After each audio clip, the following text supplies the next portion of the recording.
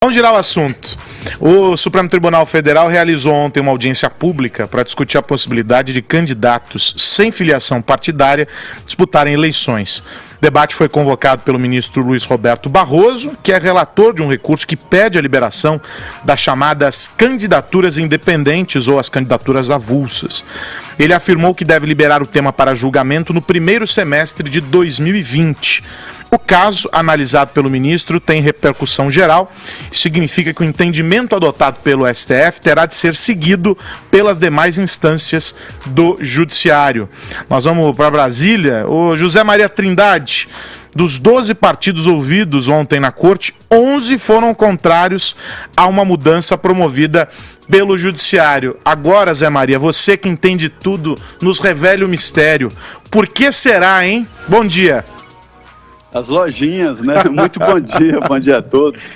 Olha, a história é a seguinte, a política e também a questão eleitoral, tudo isso no Brasil está centrado nos partidos políticos. Daí essa reação no Congresso Nacional. Essa história aí da candidatura avulsa ou candidatura independente, isso já foi comprovado na eleição do presidente Jair Bolsonaro. Eu considero que ele é um candidato e um eleito independente.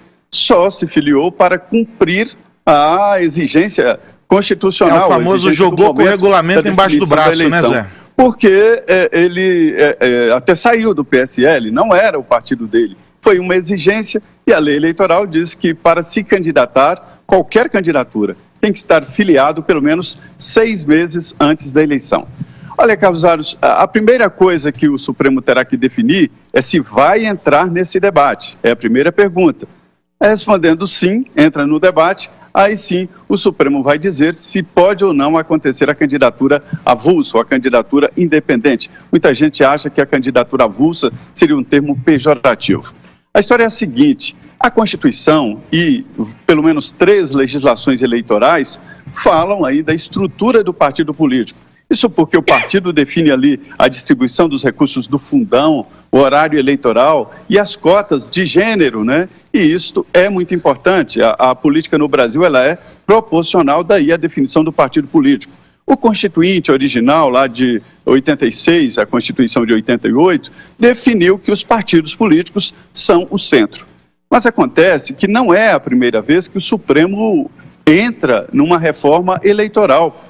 A história de proibir doações de campanha por parte de empresas foi uma decisão do Supremo e tantas outras decisões que mudaram a atividade política do país. Então pode ser mais uma, mas de qualquer forma o Brasil, democraticamente, já está pronto para uma candidatura independente, né?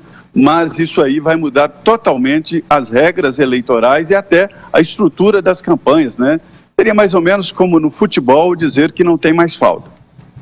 E aí, Zé, quero colocar o Adrilles aqui nesse papo, porque você faz muito bem o desenho, né, desse xadrez político, mas se a gente fosse torcer isso e buscar um outro lado, Adrilles, qual seria o benefício trazido por uma eventual mudança nesse entendimento que aprovasse as candidaturas avulsas? Aros, o benefício seria uma imensa respiração para o próprio princípio democrático. Você percebe muitos parlamentares e muitos partidos contra, exatamente porque eles se tornaram currais.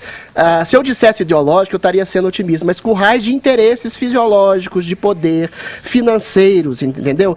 Se transformaram em verdadeiras oligarquias de poder que centralizam poder para si. E impedem, por exemplo, o médico de uma cidade que tem visibilidade, o juiz, ou um policial, ou um advogado que tem uma visibilidade dentro de uma cidade, ele se vê absolutamente tolhido do direito, ou inibido, melhor dizendo, do direito de entrar na política, porque o receio dele é que ele vai eventualmente se sujar. Ele vai entrar num sistema de política partidária não que tem é independência, né, Adriano? Exatamente, moralmente corrupto em si. Ele não sabe para onde que ele vai, ele não sabe a fundo a questão dos caciques, quais são os interesses dos caciques, e aí vai se sujar. Ou seja, o problema da política partidária no Brasil hoje inibe as pessoas justas e de bem a entrarem na política, que não é um preconceito, é um conceito clássico. Veja bem, são 32 partidos hoje, sem quase nenhuma representatividade ideológica ou de percepção de mundo real, que só concentram os seus interesses e, pior, querem dinheiro para eleger seus representantes. Outra coisa fundamental, as pessoas mais pobres, e o parlamento seria a porta principal da inserção de pessoas mais pobres para entrar na política, são tolhidas. São absolutamente tolhidas, porque os partidos querem dinheiro exatamente para se financiarem e para se perpetuarem no poder. Tem outro princípio também, que é o princípio da individualidade. Para além de sistemas ideológicos fechados e asfixiantes de partidos de extrema-direita ou extrema-esquerda, as pessoas podem eventualmente flertar com várias ideias e possibilidades de interpretação de leis ou de construção de leis, na realidade, para flertar, para legislar com liberdade. Tem uma representante da OAB aqui que falou uma coisa completamente absurda, o nome dela é Luciana Nepomucemo, diz que a atuação dos partidos políticos possibilita que a população participe da tomada de decisões e que isso não seria possível com candidaturas avulsas. Olhe bem, é exatamente o oposto da realidade. As decisões partidárias em bloco anulam a possibilidade da responsabilização individual do parlamentar na parte do público. Ou seja, quando você tem a possibilidade individual de fazer seu voto, ou de fazer uma emenda, ou de fazer um projeto de lei, você dialoga diretamente com o público, com o eleitor, com o seu eleitorado. Eu acho que a candidatura avulsa é uma espécie de alforria, tão importante quanto a possibilidade de voto de escravos libertos ou a possibilidade de candidaturas de mulheres. Adriles, imaginando que isso fosse possível, e alguns candidatos acabassem eleitos em candidaturas avulsas, você não acha que eles seriam meio que fagocitados pelos partidos depois, dentro da casa? Seriam como solitários ali com os seus pedidos? Porque a gente vê que as articulações políticas, elas contam com os apoios dos seus pares do partido, às vezes com outro partido que vem junto apoiando. Aí você lá, na sua carreira solo, numa super boa intenção, remando contra toda essa maré, você acha que no fim isso poderia trazer de fato algum resultado? Traria. Ou é alguma utopia que... Traria. É uma utopia do possível, porque realmente tem possibilidade deles serem sugados pela estrutura partidária, mas eles teriam visibilidade dentro da sua independência para articular algum tipo de discurso ou de voto independente. Esse tipo de medo foi o mesmo medo, por exemplo, da Simone de Beauvoir, de outras feministas que achavam que as mulheres não podiam votar ou serem candidatas porque elas iam fazer o que o padre mandava, o que o marido mandava. Essas coisas têm que ser construídas exatamente com a dinâmica da história e da realidade. Eu acho, ao contrário, que essas pessoas, como eu disse, médicos, juízes, advogados, ou pessoas mais pobres que não têm a possibilidade de entrar na política e podem ter um tipo de visibilidade maior, podem ter fazer uma enorme contribuição para a sua liberdade, para além do asfixiamento da ideologia e mais, para além, principalmente, do asfixiamento dos interesses de curral financeiro que permeia todas as estruturas partidárias. Aí o Adriles provando que não é só um rostinho bonito, né? Ô Zé Maria, deixa eu te perguntar, pegando carona nessa história, nessa pergunta da Paulinha, você que é um profundo conhecedor aí do Congresso, como é que você projetaria um parlamento recheado de candidaturas avulsas, tendo em vista que esses surgem, você citou o caso do presidente Bolsonaro, ele não é o único, surgem das redes sociais, surgem de diferentes cenários aí e se projetam para além dos partidos. A liberação disso daria mais ênfase para essas figuras. Como é que seria o Congresso repleto desses lobos solitários aí da política? Dizer que existem mulheres aqui, não todas, que foram eleitas aí por força dos maridos e que os maridos têm o controle remoto. Aliás, todo deputado aqui tem um controle remoto de alguém que está nas mãos aí de empresas e de maridos e de mulheres, enfim, é assim. Olha, Carlos, eu acho que hoje o Brasil está preparado para a candidatura avulsa, sim, ou candidatura independente, e isso já existe na prática. O Adriles citou aí, nós temos hoje 32 partidos políticos. 73 estão aptos a serem criados no Tribunal Superior Eleitoral, 73. Então nós teremos 100 partidos políticos.